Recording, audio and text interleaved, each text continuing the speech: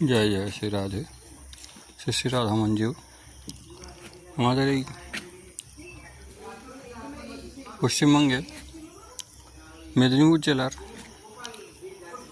দাসপুর থানা চাঁইপুর অন্তর্গত শ্রী শ্রী রাধা মঞ্জুর মন্দির।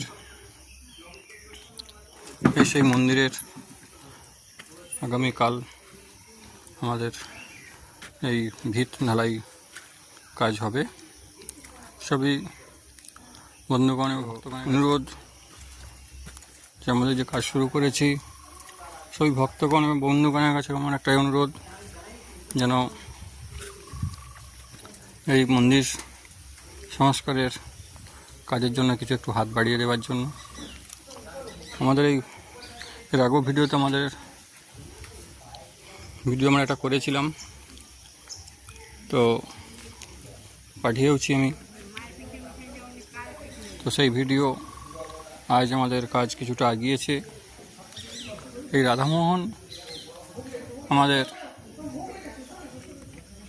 বহু বছর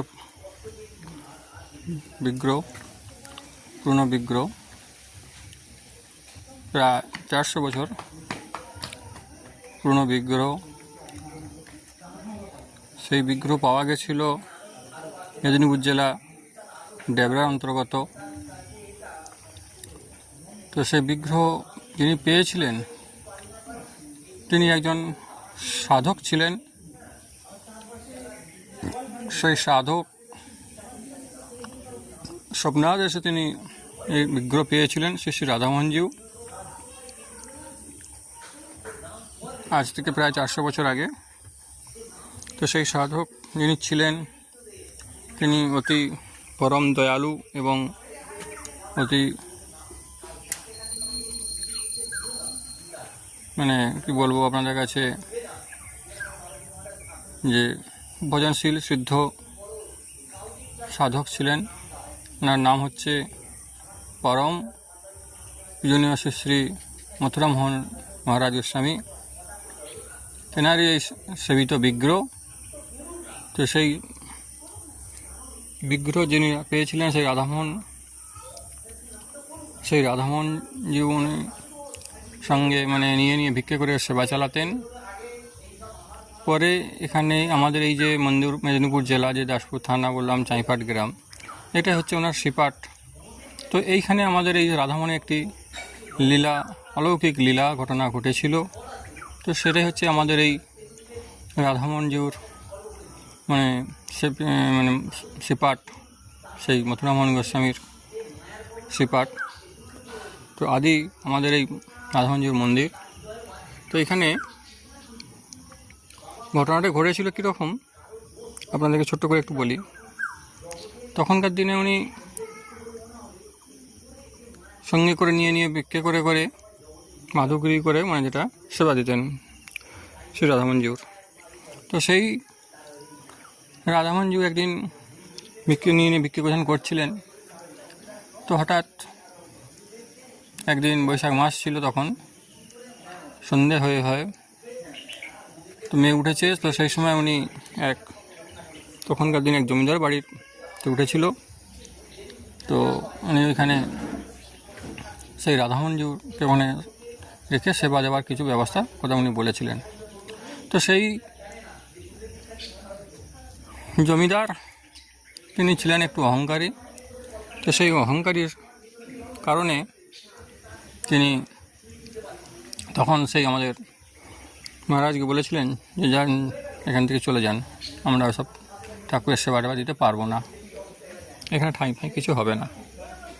তো সেই কারণে ওইখান থেকে উনি যখন চলে আসেন, তারপর ওনার বাড়িতে আগুন লেগে যায়। তো সেই কথা শুনে আগুন লেগে যায়। পর উনি যখন বেরিয়ে চলে আসার পর, উনি যখন বাড়িতে বেরিয়ে আসেন, তারপর বেরিয়ে আসার কিছু দূর পর আসার পরেই সেই জমিদার বাড়িতে আগুন লেগে যায়। তারপর যখন সেই জমিদার কী হলো আগুন কীভাবে লাগলো, তখন উনি ভাবলেন ও একজন তো সাধু এসেছিলেন ঠাকুরের সেবা দেওয়া বলেছেন, তাকে আমি তাড়িয়ে দিয়েছিলাম। তো যখন উনি খুঁজে পেলেন না, তখন আজ কিছু দূর গিয়েছিলেন খুঁজতে, সে খুঁজে না পাওয়ার কারণে তখন সেই কথাটি তখনকার দিনে বর্ধমান রাজা কানে যায়, তিনি তখন এই জমিটি আমাদেরকে রাধা ঠাকুরকে দান করেছিলেন। তারপর আস্তে আস্তে এইভাবে ঘুরে ঘুরে অনেক এনার রাধামণির আমাদের রয়েছে, পূর্বলীলা কাহিনী রয়েছে, কিন্তু জাস্ট আজকে আমাদেরকে অল্প সময়ের মধ্যে আমি একটুখানি বললাম। তো সেই মথুরামোহন মহারাজ যিনি সেই রাধামণির সেবা করতেন, তারপর উনি ওনার গুরুর আদেশে সংসার করেছিলেন। সেই সংসার করে তার 4 পুত্র হয়েছিল, তারই বংশধর সেই আমাদের আজকে চলে আসছে এই চাঁইপাট গ্রাম, মেদিনীপুর জেলা, দাসপুর থানা অন্তর্গত। তো আজকে সেই আমাদের যে রাধামঞ্জুর মন্দির ভগ্ন অবস্থা হয়ে গেছিলো, সেই ভগ্ন অবস্থা থাকাকালীন বহু দিন ধরে মন্দিরের আমরা চেষ্টা করছিলাম যে মন্দির কীভাবে করবো, করতেও করা যাচ্ছিল না। তো আজকে আমাদের সেই রাধামণির ইচ্ছায় বা ভক্তগণের ইচ্ছা কিছু এতে আমরা এই মন্দির সংস্কার নির্মাণ কাজ শুরু করেছি। তো যাই হোক, তো সেই মন্দিরের সংস্কারের জন্য আমি সকল ভক্তগণ এবং বন্ধুগণের কাছে আমি একটু অনুরোধ হাত জোড়ো করে প্রার্থনা করছি যে এই মন্দির সংস্কারের জন্য যদি কেউ ভক্তগণ আমাদের কাছে হাত বাড়িয়ে দেন, তো আমরা সেই ভক্তগণের কাছে কৃতজ্ঞ এবং তাকে ধন্যবাদ করব।